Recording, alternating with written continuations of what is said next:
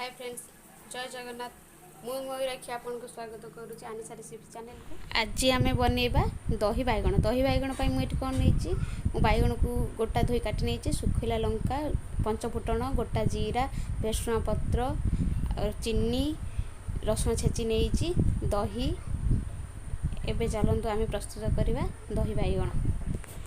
मु बैगण टी धोई नहीं, एबे से हलदी आ लुण गोलई देवी, कारण भाजिला बेले तेल रे हलदी पकाइले कड़ार लगे। एबे मु बैगण रे लुण आ हलदी भल भाव गोलई देवी।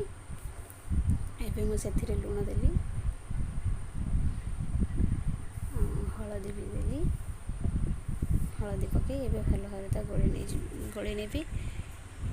कड़ाटी आमर ताती गलानी, सेथिरे आम बैगण भाजिया तेल एबे देवी। तेलटी आमर गरम हो गलानी, से हलदी लुण गोली रखिथिबा बैगण को भाजी नेबी।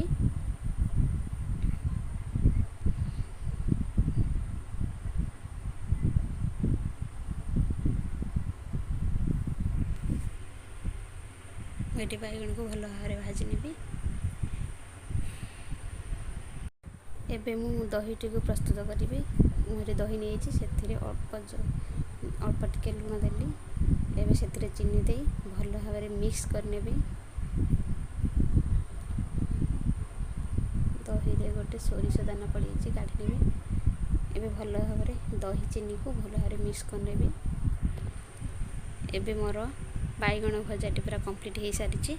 मुझे बैगण भाजी नहीं, एबे से तेल रे पंचफुटण आ गोटा सोरिष पकेबी।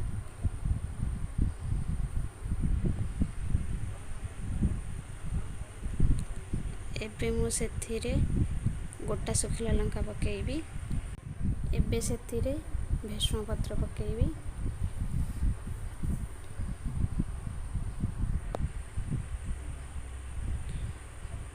एबे सेथिरे मु टिके कलर पाई लंका गुंड देवी।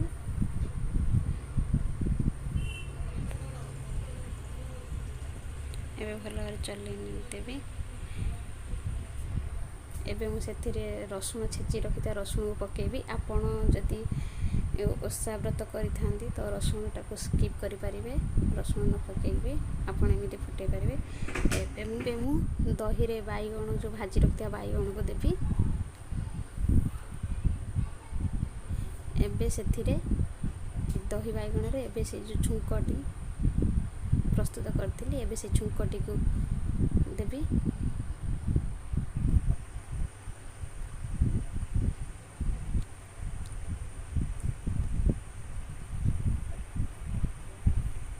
केते सुंदर देखा जाउछि कलर।